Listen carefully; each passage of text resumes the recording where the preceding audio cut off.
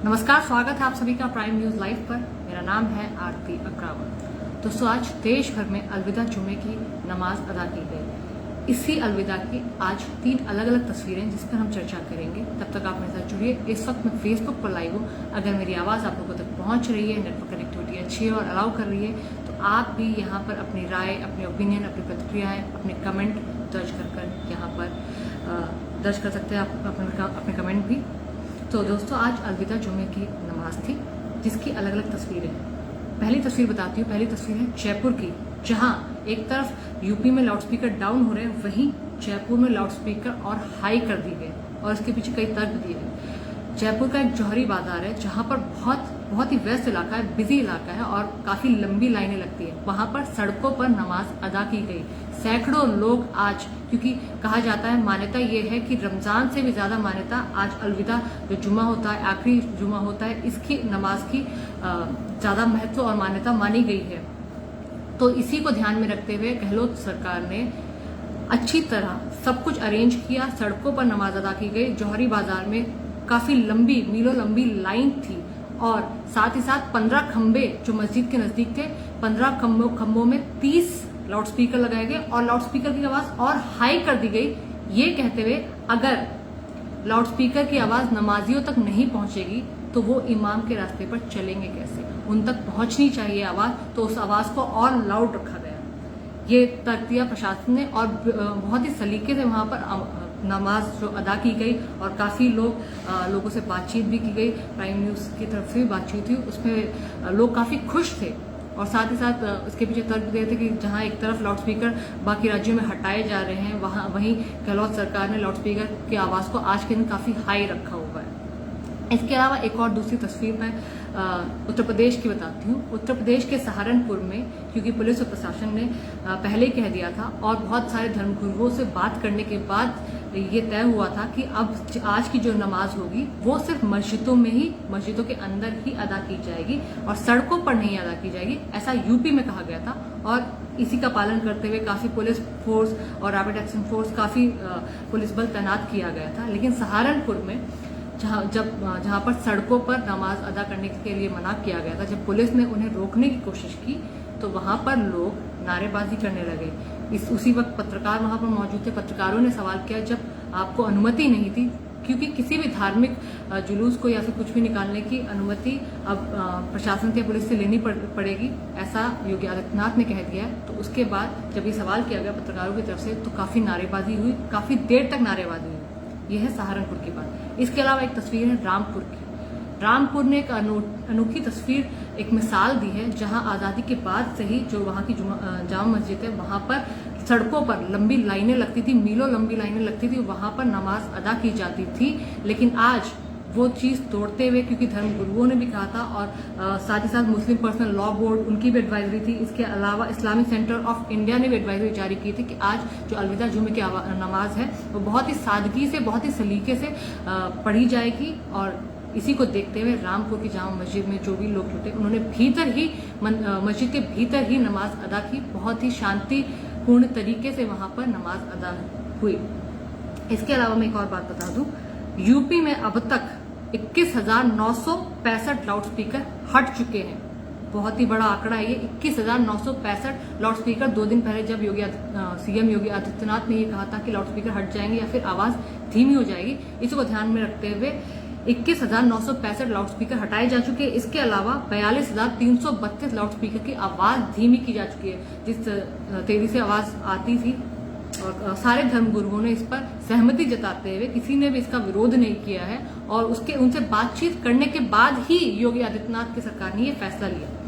और इसीलिए एक छुटपुट घटनाओं को छोड़ दे तो हर जगह काफी शांतिपूर्ण तरीके से यूपी में भी बेशक से लाउडस्पीकर हट रहे हैं, उत्तर प्रदेश में भी, इतने बड़े राज्य में भी, देश के सबसे बड़े राज्य में भी बहुत ही सलीके से नमाज अदा की गई, बिना किसी कोई भी ऐसी एक दो छुटपुट घटनाओं को छोड़ के सभी जगह बहुत सलीके से नमाज अदा की गई।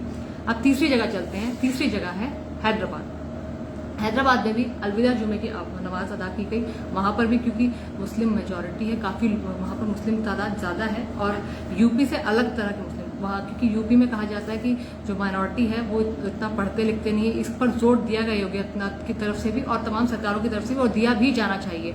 लेकिन अगर हैदराबाद की मुसलमानों की बात करें तो वहाँ पर मोस्टली जो मेजॉरिटी है वो पढ़े लिखे मुसलमानों की है। यही कारण है हैदराबाद यूपी से कई जगह, पूरा तेलंगाना यूपी से कई जगह आगे डेवलपमेंट के आधार पर आगे दिखता है। तो वहाँ पर AIMIM के जो प्रमुख हैं असद ओवैसी, उन्होंने कुछ भाषण दे रहे थे और कहते कहते उनके आंखों से आंसू निकल पड़े। उनकी आंखें कई दफा नम हुई उस भाषण के दौरान। लगभग 1 से डेढ़ घंटे का भाषण है। इसको आप AIMIM के ट्विटर हैंडल पर भी, ऑफिशियल ट्विटर हैंडल पर भी देख सकते हैं। बड़ा ही लंबा वीडियो है। उसमें उन्होंने कहा है, उन्होंने खरगोन और जहांगीरपुरी, दिल्ली की जहांगीरपुरी हिंसा का जिक्र करते हुए कहा है कि देश में जो भारतीय जनता पार्टी की सरकार है वो लगातार सिर्फ एक ही समुदाय पर हमला कर रही है, वो है मुसलमान। वो मुसलमानों को जीने नहीं देना चाहती है।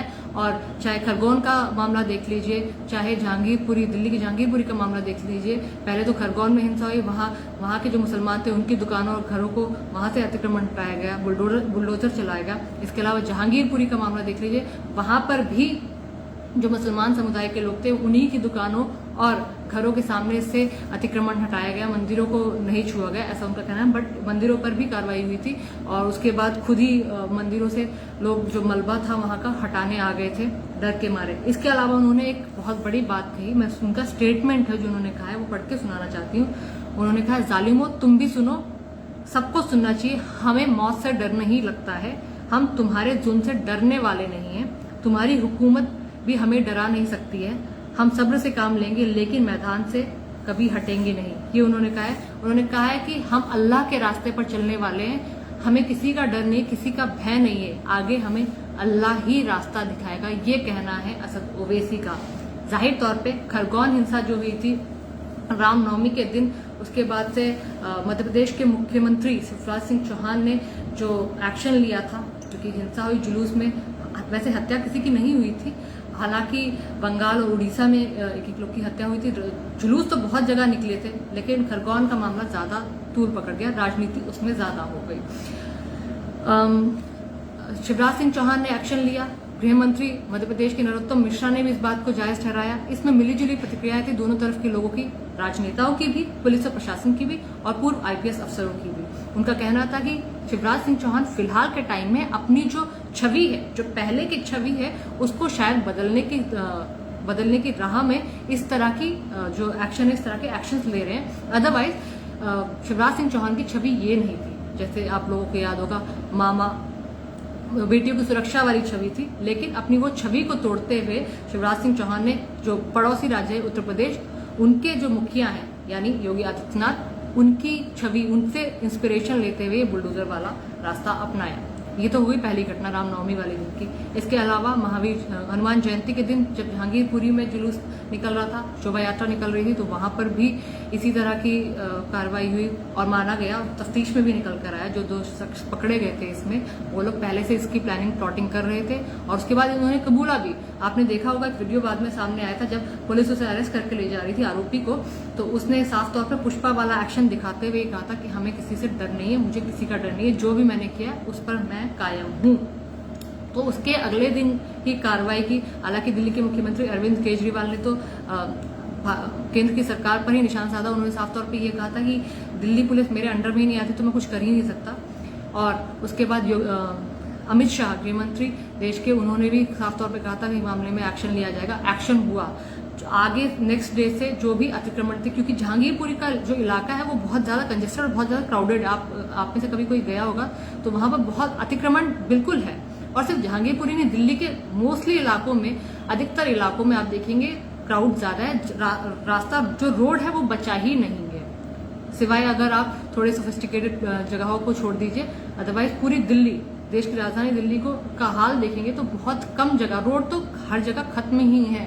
पहले से जिन्होंने घर या दुकानें बनाए हुए हैं, मकानों या दुकानों ने बहुत ज्यादा अतिक्रमण किया हुआ है, इसमें कोई दो राय नहीं है। हमें से कोई भी हो, उसको ये सच्चाई एक्सेप्ट करनी चाहिए।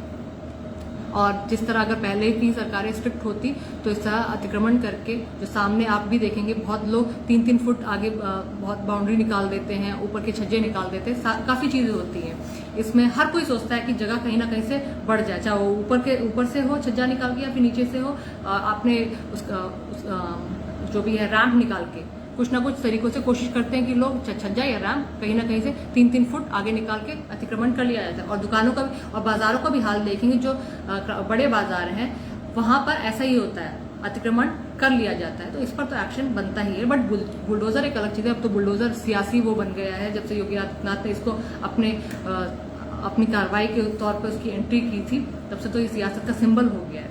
खैर वो चीज भी अलग है। लेकिन इन सब मामलों के बाद से जब अतिक्रमण हटा जहांगीरपुरी की उधर से और मंदिरों से भी हटाया गया, हर जगह से हटाया गया, और वहीं ये बुलडोजर के साथ लाउडस्पीकर वाली चीज भी, मंदिरों से भी मस्जिदों से भी लाउडस्पीकर भी हटाए गए, हाल के दिनों में जो भी अतिक्रमण थे वो भी हटाए गए। तो इन सब हिंसाओं को, दोनों हिंसा को जोड़ते हुए असद ओवैसी ने खरगोन हिंसा, जहांगीरपुरी हिंसा को जोड़ते हुए उन्होंने कहा, हैदराबाद में काफी लंबा चौड़ा भाषण दिया। यूं तो वो अपने उत्तेजित भाषण के लिए जाने जाते हैं और लोग उनको सुनते हैं, वैसे तो नेशनल लीडर के तौर पर देखे जाते हैं, पर उनकी पॉपुलैरिटी अगर की बात करें तो हाँ, यूपी में आज के टाइम में बहुत बढ़ रही है। एक टाइम पर ऐसा लग भी रहा था कि जब बिहार में उनकी पार्टी ने सारी सीटें जीती, मेरे ख्याल से 4 सीटों पर खड़े हुए थे असेंबली इलेक्शन में, और चारों पे ही जीत हासिल की थी, थोड़ा उनका भी उत्साह बढ़ा था। लेकिन अगर नेशनल लीडर के तौर पर बिल्कुल देखा जाता है तो ओवैसी को मुस्लिम जो यूथ है वो देखती सुनती है, लेकिन फिर भी मुस्लिम युवाओं से पूछा जाए तो उतना उनकी बातों से इत्तेफाक नहीं रख पाती है। कारण यही है कि वैसे तो पढ़े लिखे बैरिस्टर है, काफी नॉलेज रखते हैं, बिल्कुल पॉइंट टू पॉइंट रिकॉर्ड्स के हिसाब से भी बातें करते हैं, लेकिन उतना इम्पैक्ट अगर राजनीति के बिहाफ से देखें, उसको आधार रख के देखें, तो असद ओवैसी का उतना इम्पैक्ट मुसलमान युवाओं पर इतना पड़ा नहीं है। खैर उनके जो उत्तेजना वाले, प्रोवोक करने वाले भाषण होते हैं उनसे पढ़ना भी नहीं चाहिए, लेकिन आज वो काफी भावुक नजर आए, क्योंकि पहले तो लाउडस्पीकर का जिक्र करके कि लाउडस्पीकर हटाए जा रहे हैं, हम नमाज कैसे अदा करेंगे, बहुत सारी चीजें, लेकिन उसके बाद खरगोन हिंसा और जहांगीरपुरी वायलेंस को लेकर उन्होंने मुसलमानों की ही दुकानों मकानों को हटाए जाने को लेकर केंद्र सरकार पर हमला बोलने की कोशिश की। हालांकि इसमें कोई सच्चाई नहीं है, मंदिरों से भी अतिक्रमण हटाए गए, और लाउडस्पीकर अगर उत्तर प्रदेश की बात करें तो मंदिरों से भी हटाए गए हैं, क्योंकि मुसलमान हो चाहे हिंदू, हर कोई देश का नागरिक है।